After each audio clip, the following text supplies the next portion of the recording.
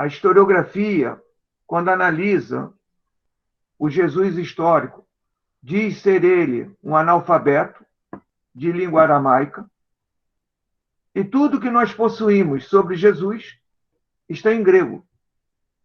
E quando a gente começa a ler o material que está em grego sobre Jesus, a partir dos anos 50, né, indo pelo século I e entrando pelo século II, o que a gente observa é uma polissemia de sentidos, de significados, de retratos sobre quem é Jesus. Então, isso é uma loucura, pô. Uma loucura. Então, sobre muitos aspectos, e eu vou chegar a essa conclusão lá na frente, sobre muitos aspectos, quando a autoproclamada ortodoxia toma para si a incumbência de pensar um corpus neotestamentário, ela faz escolhas. E vocês já estão vendo aí a escolha que ela tomou como ponto de partida. Ela não quer saber de quê. Não se interessa por quê. Porque Jesus, ele não possui uma baixa cristologia. Jesus não é nem Cristo, pô. Jesus é um profeta, é um sábio, é um homem itinerante, que não faz acepção de homens ou mulheres, que não tem casa e que não frequenta templo, pô. O outro, a escolha vai residir em Paulo. É isso que tem que se ter clareza. Né?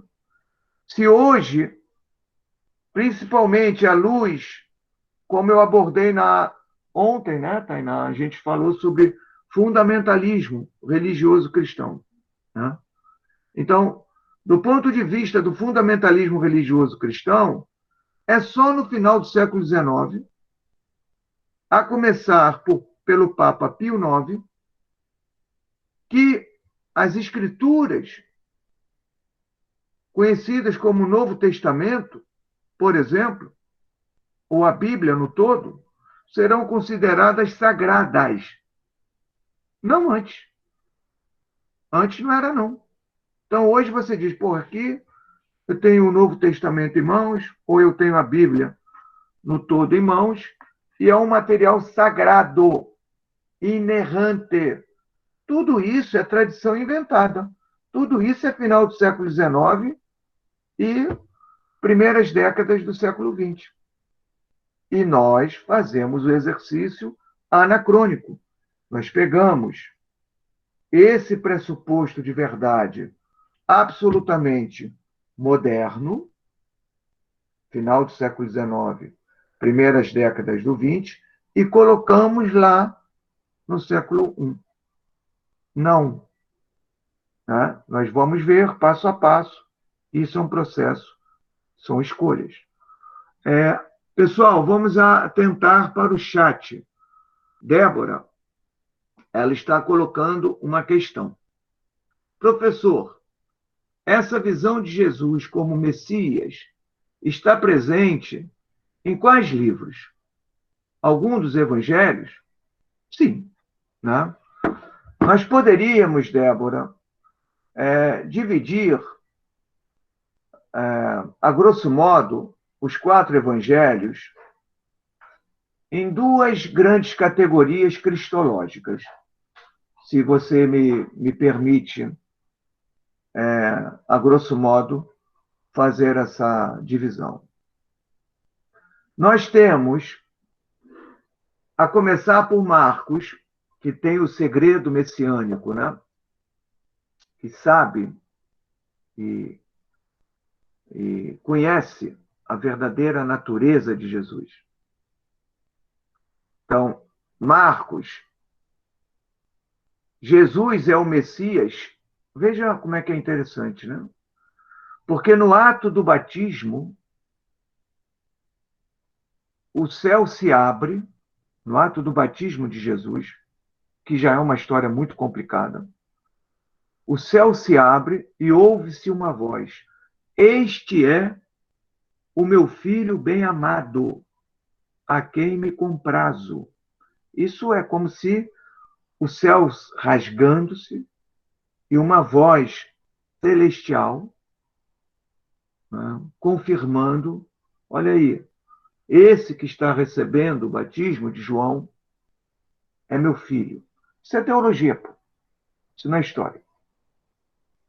O problema histórico do batismo de Jesus é outro patamar. São os que nunca aderiram ao movimento de Jesus, perguntando para os seguidores de Jesus: onde está escrito na Torá que o Messias precisava ou precisa se reconhecer pecador e submeter a um batismo de remissão de pecados? A resposta marcana é dizer, do ponto de vista teológico, que do céu veio a voz confirmando aquele indivíduo. Lucas e Mateus também trabalham, se me permitem, com uma baixa cristologia. Eles reconhecem a importância do batismo de Jesus.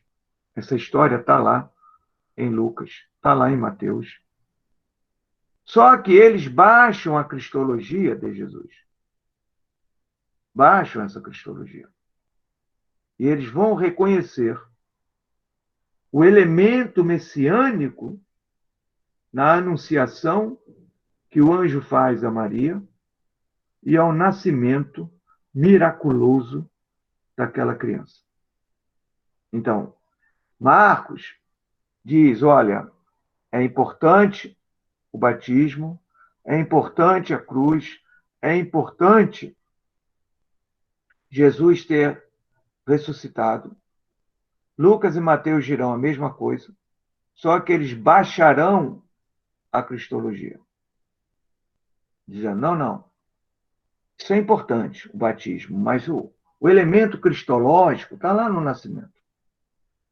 Um outro autor muito diferente desses três, que tem um olhar sobre essa tradição dos 12 muito ruim, muito negativa, muito.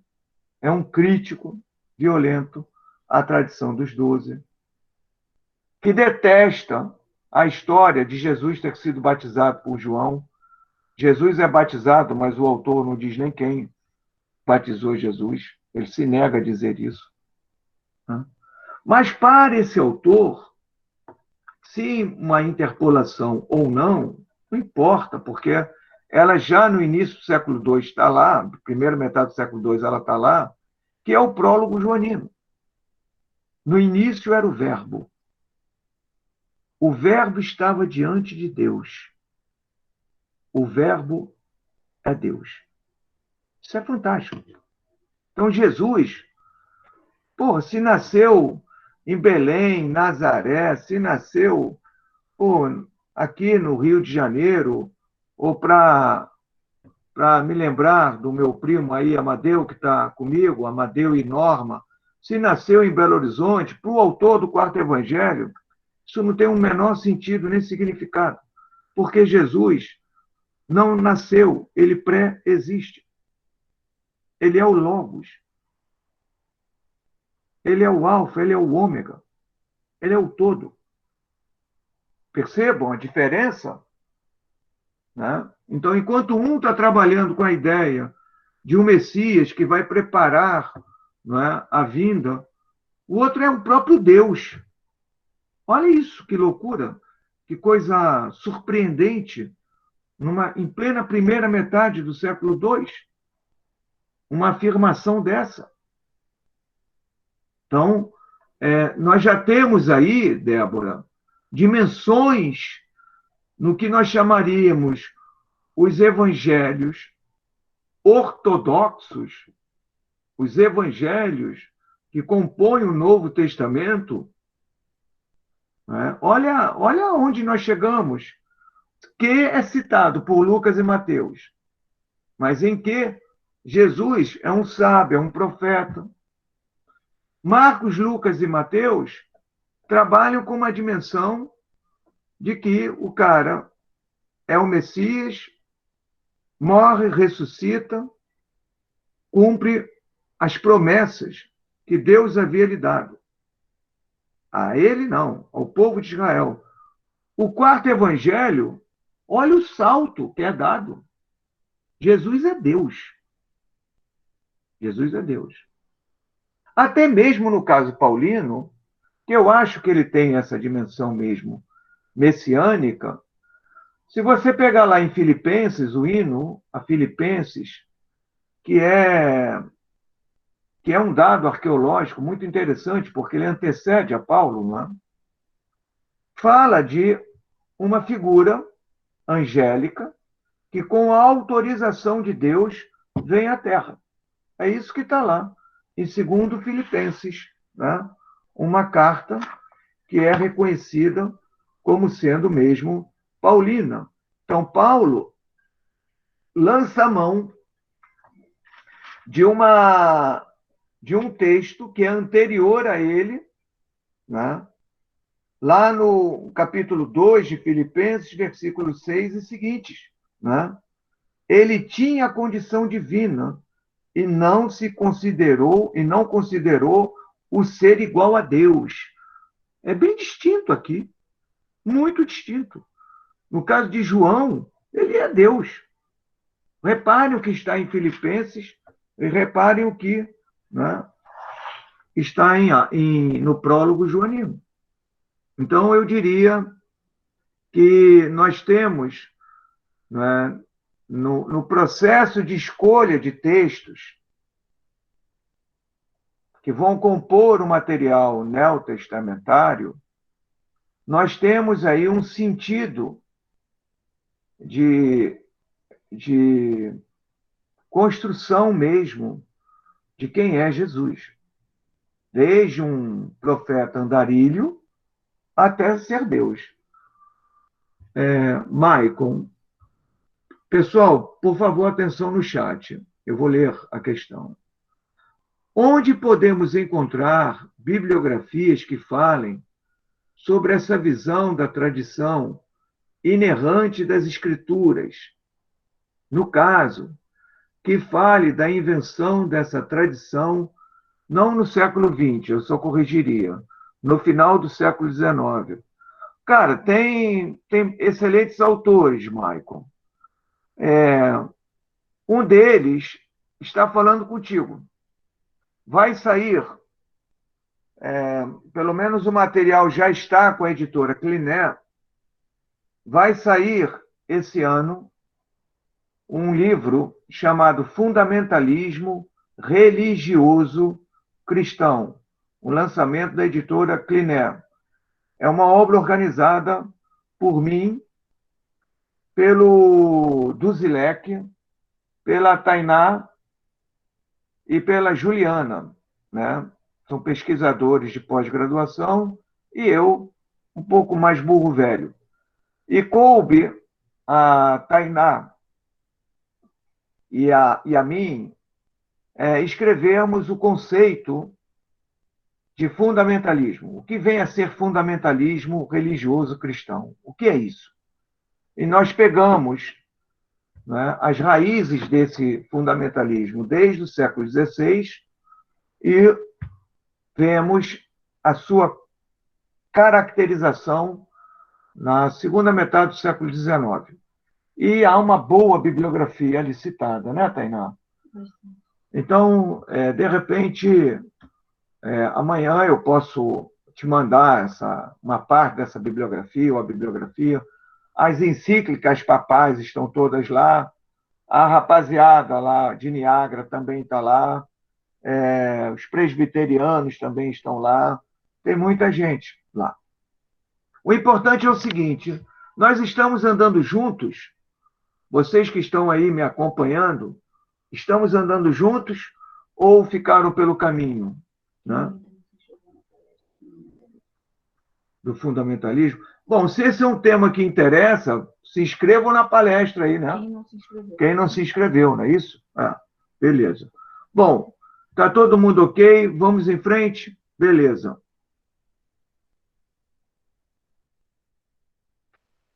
Então, se o primeiro aspecto é que tipo de judeu era esse Jesus de Nazaré, nós temos aí um embate entre ser um sábio ou ser um Messias que culmina já na primeira metade do século II com uma dimensão de ser mesmo Deus. Vejam, no século II, no século III, os dois grandes evangelhos que circulam é João e Mateus. Hein? Esses são os grandes nomes que estão circulando, né, cara?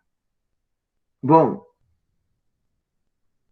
é curioso que a forma como estas questões, se quem é Jesus, foram respondidas na geração seguinte do movimento de Jesus sem Jesus. Reparem, existe o movimento de Jesus com ele vivo, e existe o movimento de Jesus depois que ele morre. O movimento continua a existir. Então, né, quando na geração seguinte, com testemunhas oculares que conheceram Jesus, Paulo em Gálatas, uma carta também datada de meados dos anos 50, ele diz que foi a Jerusalém e conversou lá com os colunas, com Cefas, Pedro, com João e com Tiago. Ele está dizendo, testemunho ocular. Eu estive com esses três aí. E esses três estiveram com Jesus. Paulo nunca viu Jesus. Não, miserável, viu sim. Ele teve uma visão com Jesus. Bom, né? Aí é a questão da fé. Mas que Pedro, João e Tiago, a quem Paulo chama de os colunas, que esses três viram Jesus, conheceram Jesus, isso é inegável. Mas, na geração seguinte, do movimento de Jesus sem Jesus, com testemunhas oculares vivas, com uma geração de seguidores de Jesus que nunca o viram, você começa a perceber que tem muita leitura e você tenta saber quem é esse Jesus e são poucas as convergências e muitas divergências. Por exemplo, enquanto é caro para Paulo, Jesus precisa morrer,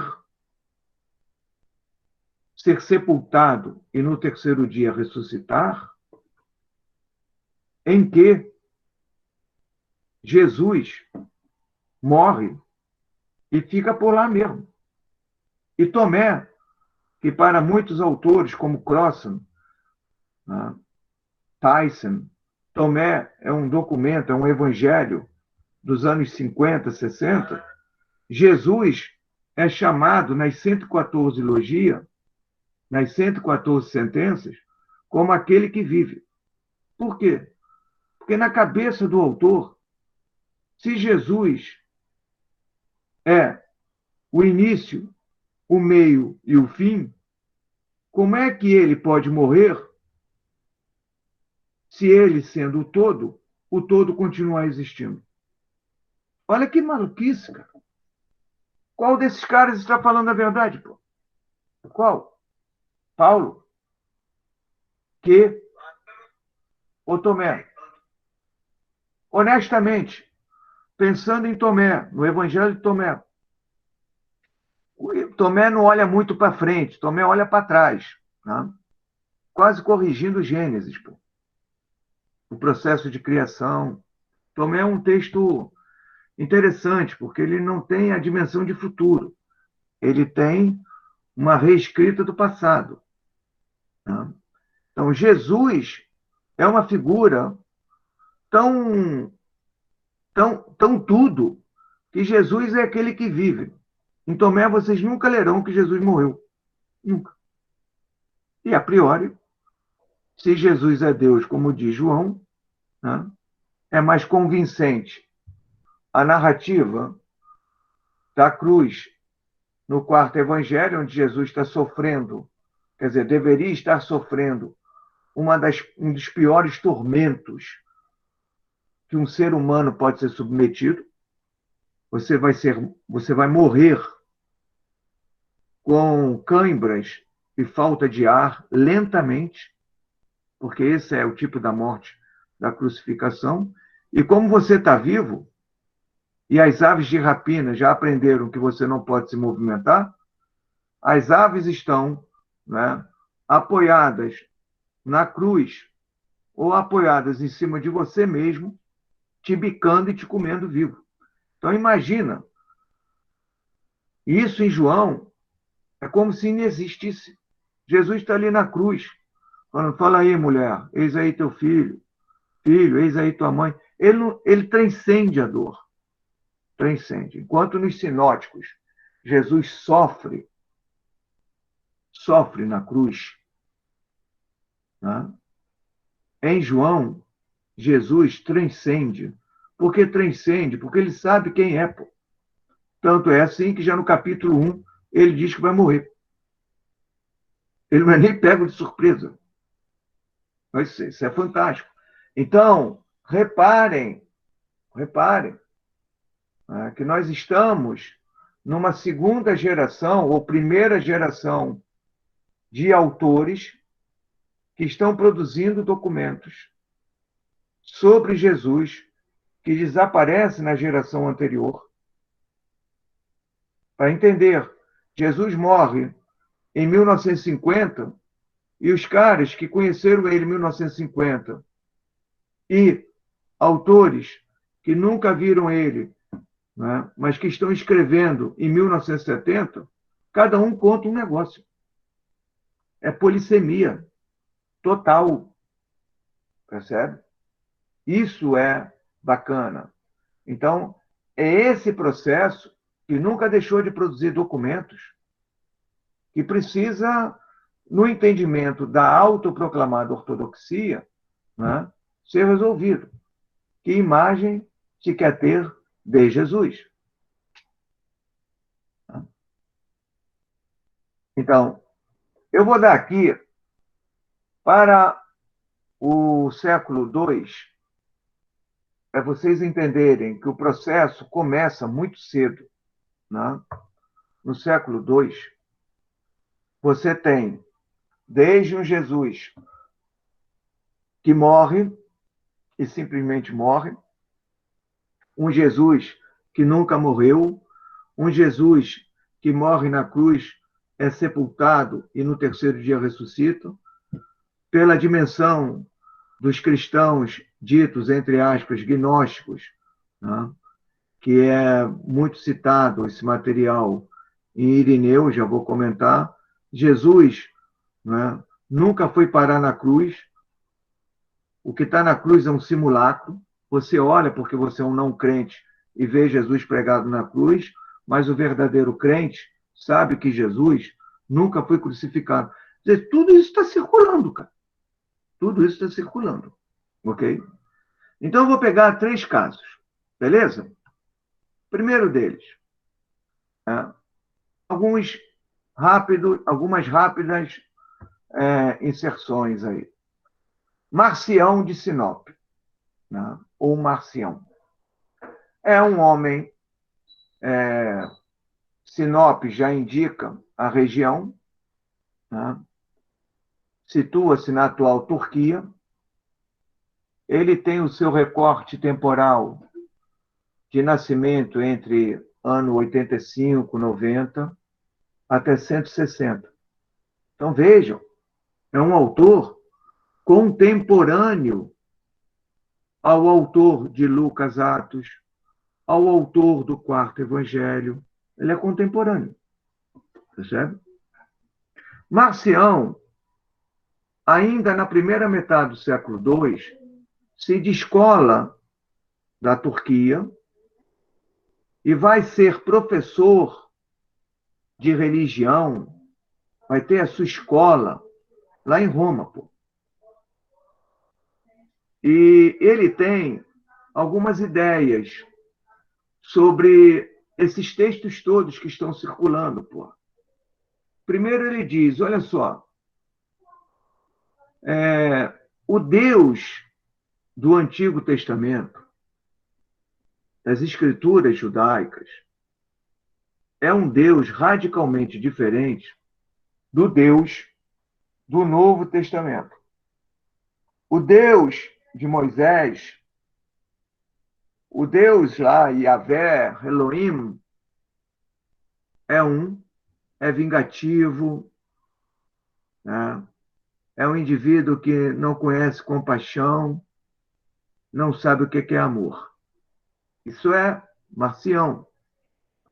O outro, ele diz, não, o Jesus, o Deus, né, de Jesus é um outro papo, cara. É Deus do amor. É Deus da compaixão.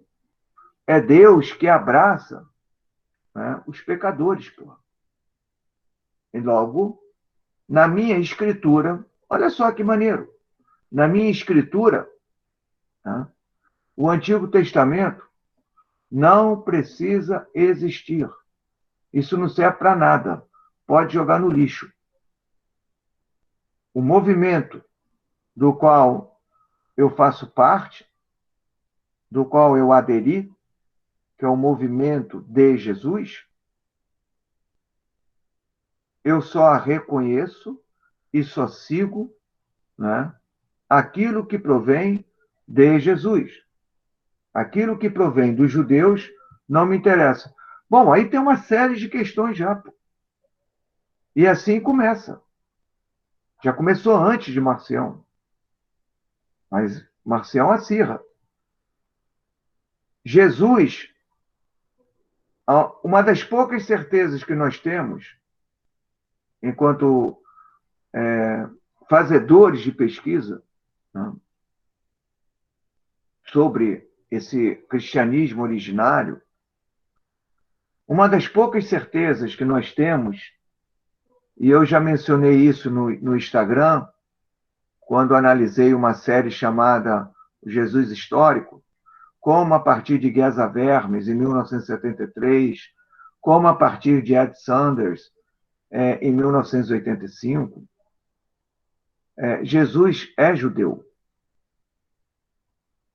É um judeu de nascimento, de vida e de morte. Quando nós lemos os evangelhos, em particular o quarto evangelho, os judeus já são chamados de filhos do diabo. Filhos do diabo. Se vós fosseis filhos de Abraão, não falariam essas coisas para mim, pô. Nem tentariam me matar. Vocês têm um outro pai. O pai de vocês, não é Satanás. Isso está lá no Evangelho de João. Marcião, de alguma forma, ele não dá pistas de ter lido João, mas ele está aí, né, dizendo que o Deus dos judeus é um, o Deus de Jesus é outro. Quer dizer, Jesus já não é mais judeu. Pô. E o segundo tópico é que Marcião, ele diz, ou ele tem uma leitura, Tertuliano, que é contemporâneo aí de Marcião, vai escrever uma obra contra ele, né, contra os marcionitas. E Tertuliano vai dizer, olha só, cara, esse cara, ele está lendo um evangelho de Lucas à maneira dele, à forma dele, porque Marcião diz, ó, o único evangelho que tem qualquer valor é o evangelho de Lucas. Todo o resto não tem valor nenhum. Então, olha o cânon de Marcião aí. A chave ou chão do cânon marcionita é Jesus é cristão. E o Deus de Jesus é um Deus muito diferente do Deus dos judeus. Então, os judeus e seus textos, né, não tem nada a ver conosco. Eles são outra coisa. Então, esse é o chão que Marcião, né, constrói, ou melhor, assenta para botar em cima o seu cânon. E ele diz, olha, só um evangelho presta. Todo o resto são equívocos. Lucas. E 2. Tá? Do material, para além de Lucas, 10 cartas paulinas. O resto não serve para nada. Entenderam? Ele está trabalhando pela primeira vez com conceitos que serão caros na chamada autoproclamada ortodoxia. Ortodoxia e heresias. Ortós é aquilo que é reto. Aquilo que não é torto. Aquilo que é reto. Doxa é a opinião. A opinião reta. A opinião correta. Isso aqui é conceito de Marcião. Pô. E o outro, né? O que não é ortós, o que não é reto, o que não é verdade, o que não é correto, né? É herético, é desvio. Essa é a base do cara. Jesus não é judeu, há 2 tipos de documentação, uma documentação ortodoxa, uma outra documentação herética, né?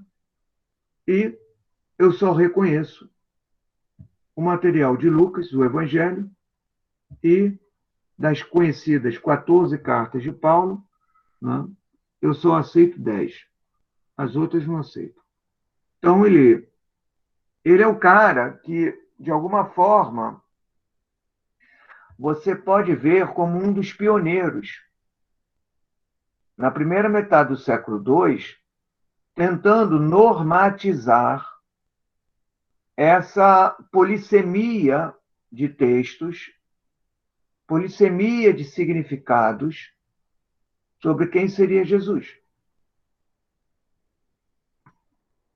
Um segundo autor, esse também é maravilhoso, porque também vai ser rotulado como herético, né? É Taciano. Taciano, ele tem ali o seu nascimento comumente datado no iniciozinho aí do século II, 110 a 120, e a sua vida vai até a década de 70. Todas essas datas de nascimento e de morte, elas são aproximações, certo? Mas Taciano, cara, ele tem algo muito legal, e nós conhecemos a obra dele, né? Que é o de Atessaron. Para quem sabe grego, já está vendo aí o que é. Atessaron é o nome da obra dele. É 4 em 1. É isso que significa Diatessaron. 4 em 1. Ele tem em mãos os evangelhos ali por volta de 150, 160.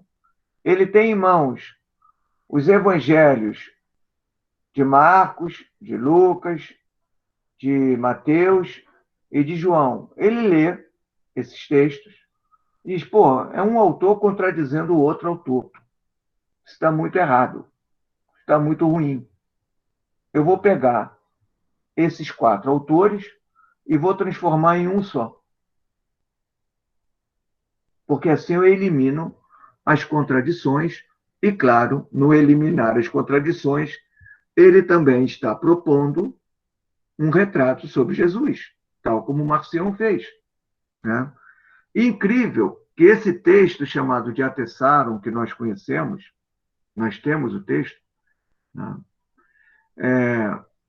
Incrível que esse texto, desde que ele foi produzido por Taciano, ele é a obra que mais circulou em termos das regiões ali, do que nós chamaríamos hoje, né, o Líbano, Israel, Síria, Jordânia. São quase sempre fragmentos do texto de Taciano que nós encontramos. Por exemplo, em Dura Europos, na Síria, O evangelho que circulava lá era o de Tassiano, né? Então, entre o final do século II até o século V, não circula Mateus, não circula Lucas, não circula Marcos nem João, circula o de Atassaro. Percebam? Olha, olha que legal. O cara diz: tem uma contradição nesses cidadãos aí, né? E eu vou resolver isso, porque assim também imprimo um retrato de Jesus. O terceiro cara, esse aí já é mais interessante, porque a proposta dele é que vai, sob muitos aspectos, vingar. Irineu de Lyon é um bispo, né? Obviamente, de Lyon, né? Que chamaríamos hoje a cidade de Lyon, na França. Ele tem aí seu tempo de vida entre 130, já falei, né? Essas datas são mais suposições do que afirmações, né, cara? A 200. Então, ali por volta de 180, na década de 80 do século II, ele está escrevendo uma obra, cara, contra as heresias. E aí, não há dúvida, Marcião já mostrou que tem uma biblioteca. Tassiano está mostrando que conhece os evangelhos. Mas, né, Irineu é fantástico, cara. Ele tem uma biblioteca. Biblioteca. É impressionante. Ele cita pelo menos 200 de autores, dos quais a imensa maioria nós não conhecemos. Mas, dos autores que nós conhecemos, quando Irineu cita, ele cita na inteireza.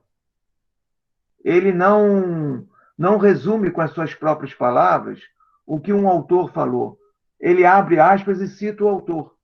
Logo, se nós temos as contraprovas dos textos que chegaram até nós e que estavam na mão de Irineu e que ele cita na inteireza, quer dizer que aqueles textos que nós não conhecemos, mas que Irineu cita, ele cita na inteireza. Esse é um exercício simples de dedução, né? Então, não é obra da sorte ou do acaso nós termos livros que, quando a gente vai abrir e vai confrontar o que o autor disse e o que Irineu escreveu, pô, é exatamente igual. Mas a gente está em dúvida se os outros que nós não temos e que Irineu citou talvez não sejam iguais. Pô. Não é assim que se processa o dado, né? Nós não estamos no campo da coincidência. Então, Irineu, ele tem uma biblioteca, cara. E ele vai citando vários autores e dizendo, pô, olha o título da obra dele, Contra as Heresias. Então, ele já pega um autor que ele não gosta e ele vai mostrando os equívocos do autor, mas um equívoco à luz do que ele entende ser certo. Por isso que a gente se refere, né, à autoproclamada ortodoxia. Então, hoje, essa certeza absoluta de que eu tenho 27 livros do corpus neotestamentário e que aqui é a verdade mais verdadeira sobre Jesus, não é? Isso precisa de muitos séculos de teologia. Porque nós precisamos admitir, como um dos critérios para esse sentido de verdade, é que a percepção que Irineu tem, que é diferente da de Tassiano, que é diferente de Marcião, por exemplo, né, é a mais correta. Então, é o princípio de fé. Então, no livro Contra as Heresias, Irineu propõe um cânon formado, ó, pelo material judaico e pelo material neotestamentário. Aliás, é Irineu quem vai dar os nomes aos autores do Evangelho, dos Evangelhos, porque os Evangelhos são anônimos. É Irineu quem diz que é Marcos, é Irineu quem diz que é Lucas, que diz que é Mateus, que diz que é João. É ele, Irineu, quem faz isso. Ele é que nomeia os documentos que não têm nomes ou autorias. E o critério é muito interessante. Né? Ele vai atribuir, porque interessa, a tradição dos 12. Então, Jesus não tem seguidores. Jesus fez 12 apóstolos. E como instruiu os apóstolos, cada apóstolo fez seus discípulos e transmitiu a esses discípulos as verdades que advêm de Jesus. Nesse caso de Irineu, não adianta a gente imaginar, pelo menos para quem já tem uma certa idade, não adianta imaginar a brincadeira do telefone sem fio,